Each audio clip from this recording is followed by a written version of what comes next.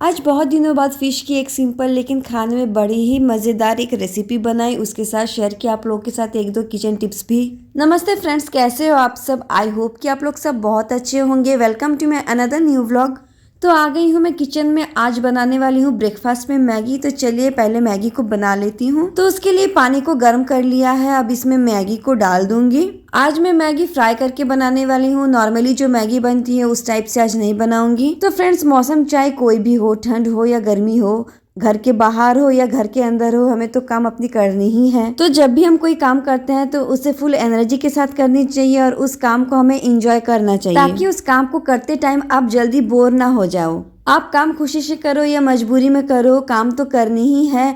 तो क्यों ना उस काम को आप इंजॉय करके करो, ताकि बॉडी में फुल एनर्जी बनी रहे और आपको उस काम को करने में मज़ा भी आए। फ्रेंड्स, खुश रहने का कोई हार्ड एंड फास्ट नियम नहीं है जिससे आप बंध के रहो। आपको जो भी पसंद हो उसे आप दिल से करें, क्योंकि फ्रेंड्स चीज़ें समय के साथ साथ बदल जाती हैं। तो फ्रेंड्स, जो इस टाइम पर है उस चीज़ का भरपूर आनंद और मज़ा लीजिए, क्योंकि समय कब कैसे बदल जाए कोई नहीं बोल सकती है। तो चलिए अब बातों बातों में हमारी मैगी भी अब बन के तैयार होने वाली है। बॉइल्ड मैगी को तेल में डालने के बाद अब उसमें मैगी मसाला मिला रही हूँ ऊपर से। जिस तरीके से आप खाने को एक ही तरीके का खा खा के बोर हो जाते हो और आपको लगता है कि खाने को अब थोड़ा सा चेंज करके पका के खाने से खाने का मजा और आएगा, उसी तरह आप लाइफ में भी अगर थोड़ी बहुत चेंजेस लाते हो तो लाइफ भी आपकी बोर नहीं होगी। लाइफ में किसी भी नई और अच्छी चीज को हमें ग्रहण करना चाहिए, उसे अपडेट में रखना चाहिए। समय बड़ी तेजी से बदल रही है, इसलिए हर बदलते समय में हमें कुछ न कुछ सीखना चाहिए और कुछ न कुछ नया करते रहना चाहिए, ताकि हम समय के साथ साथ चल सके, समय हमें पीछे ना छोड़ दे। तो हमारी बहुत ही सिंपल और फ्राइड मैगी बन के तैयार है। ऊपर से मैंने यहाँ पे ब्लैक पेपर डाल दिया है। तो चलिए मैं इसे फटाफट खा लेती हूँ। तो सुबह के लंच के बाद फिर से मैं किचन में आ गई हूँ दोपहर का खाना बनाने के लिए। तो मैंने चावल को चढ़ा दिया है और यहाँ पे छील रही हूँ आलू की भुजिया बनाऊंगी, वो भी गोल गोल। इसलिए आलू को छीलने के बाद इसे गोल गोल काट ले रही हूँ। आलू एक ऐसी सब्जी है जो अकेले में भी बनाओ तो बढ़िया लगती है और किसी के साथ भी बनाओ तो वो बढ़िया लगती है। सबके साथ आलू चल जाती है। इसी तरह लाइफ में भी हमें मिलजुल के रहनी चाहिए और बेवजह किसी को परेशान नहीं करनी चाहिए। मैंने यहाँ पे आलूओं को काट के धो लिया है। अब इसमें मिलाऊंगी हल्दी और नमक, इसे अच्छी तरीके से मिला लूंगी। चलिए अब आलूओं को फ्राई कर लेते हैं। तो इसके लिए गैस पे मैंने कढ़ाई चढ़ा दी थी। इस पे अब मैं तेल डाल रही हूँ। तेल गर्म हो गई, अब इसमें आलूओं को डाल दूंगी। आलू की भुजिया एक ऐसी सब्जी है जो घर में सबको काफी पसंद है। तो चलिए आलू की भुजिया को थोड़ी देर ढक के पका लेते हैं। आलू की भुजिया यहाँ पे हमारी अच्छे से भुन चुकी है। इसे अब मैं एक प्लेट में उतार ले रही हूँ। आज आलू भुजिया के साथ बनाऊंगी एक मछली की सिंपल रेसिपी, वो भी सरसों के साथ। तो चलिए पहले मछलियों को धो लिया जाए। नोएडा में मछली मिलना बहुत ही मुश्किल है। आपको सुबह सुबह यहाँ पे मछली नहीं मिलती है। अगर आपको फ्रेश मछली चाहिए तो आपको शाम 4 बजे के बाद ही मिलती है। मछलियों को धो लेने के बाद इसके ऊपर डालूंगी 1 चम्मच हल्दी और 1 चम्मच नमक और ऊपर से डालूंगी थोड़ा सा सरसों ऑयल। आप कोई भी ऑयल का यूज कर सकते हो। मछलियों के ऊपर थोड़ा सा तेल लगा देने से जब आप इसे गर्म कढ़ाई में डालोगे तो तेल के छींटे थोड़े से कम छिटकते हैं। तो अभी चावल भी पक चुकी है, तो अभी चावल के पानी को अलग कर देंगे, जिसे चावल का माड़ भी कहते हैं। मैं वीक में 3 से 4 दिन इस चावल के पानी को हमारे बर्तन धोने वाले स्क्रबर के ऊपर डाल देती हूँ। बर्तन की सफाई करते करते ये सारे स्क्रबर्स बहुत ही गंदे हो जाते हैं और चिपचिपा हो जाता है। तो अगर आप बीच बीच में इसमें गर्म कुछ डाल देते हो तो इसमें चिपचिपापन भी चला जाता है और ये साफ भी हो जाती है। तो मैं अलग से गर्म पानी ना करके अक्सर चावल के पानी को इसमें डाल के इसको साफ कर लेती हूँ। इससे आपकी मेहनत भी कम लगती है और टाइम भी बचता है, और जब आप इससे बर्तन को धोते हो तो बर्तन भी अच्छे से साफ हो जाती है। तो अब चलिए चलते हैं मछलियों को पकाने के लिए सरसों को पीस लेते हैं। तो मैंने यहाँ पे 2 चम्मच पीली सरसों और 1 चम्मच काली सरसों को भिंगा के धो के अब मिक्सर जार में डाल दे रही हूँ।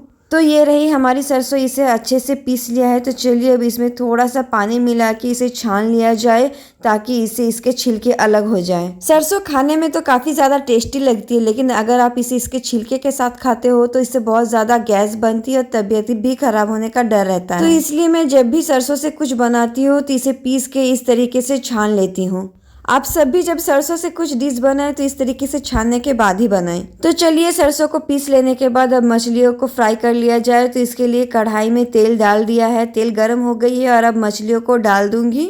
आज मैं इस मछली को बस सरसों और टमाटर के साथ ही बनाऊंगी। इसमें मैं अलग से प्याज, लहसुन, अदरक कुछ भी नहीं डालूंगी। फिर भी ये बहुत ज़्यादा टेस्टी और मज़ेदार बन के तैयार होगी खाने में।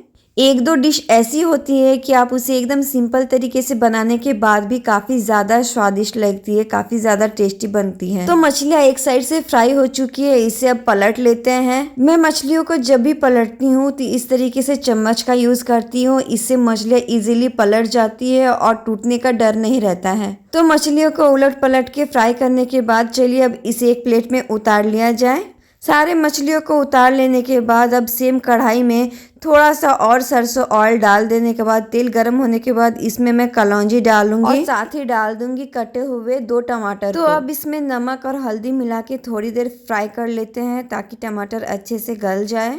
तो यहाँ पे टमाटर को 2 से 4 मिनट अच्छे से चला लेना है ताकि टमाटर हल्का सा गल जाए। उसके बाद डाल देना है यहाँ पे पीसी हुई सरसों के पेस्ट को। तो सरसों मिला देने के बाद इसे 2 से 4 मिनट ही पकानी है, इसे ज़्यादा नहीं पकाना है। अगर सरसों को ज़्यादा पकाते हैं तो सरसों खाने में कड़वी हो जाएगी। तो चलिए अब इसमें हल्का गर्म पानी भी मिला देते हैं और इसे 1 से 2 मिनट और पका लेते हैं।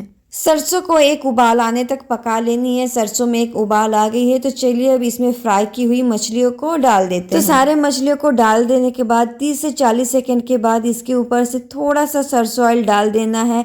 इससे मछली काफ़ी ज़्यादा टेस्टी बन के तैयार होती है। मैंने यहाँ पे 2 हरी मिर्च को बीच से काट के इसमें मिला दिया था, उसे मैं रिकॉर्ड करना भूल गई थी। तो यहाँ पे हमारी काफ़ी सिंपल और काफ़ी ज़्यादा टेस्टी फिश कड़ी बन के तैयार है। तो चलिए इसे गर्मा गर्म चावल के साथ सर्व कर लिया जाए। तो मैंने यहाँ पे गर्मा गर्म चावल के साथ ले लिया है आलू फ्राई, आलू की भुंजिया, उसके साथ गर्मा गर्म हमारी फिश की कड़ी।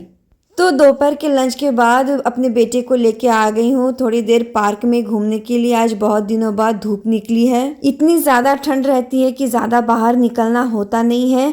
तो धूप निकली है आज, इसलिए थोड़ी देर बेटे को घुमाने के लिए लाई। बाहर आने के बाद देवांश अपने ही मूड में खेले जा रहा है। तो फ्रेंड्स आज का ब्लॉग बस इतनी तक ही, मिलती हूँ नेक्स्ट ब्लॉग में। अगर आपको मेरे वीडियोस पसंद आ रहे हैं तो प्लीज़ मेरे चैनल को सब्सक्राइब ज़रूर कीजिएगा, वीडियोस को लाइक कमेंट एंड शेयर भी कीजिएगा। और अगर आप मेरे वीडियोस को फेसबुक पेज पे देख रहे हैं तो प्लीज़ मेरे पेज को फॉलो ज़रूर कीजिएगा। मिलती हूँ नेक्स्ट ब्लॉग में। Bye bye, take care and thank you.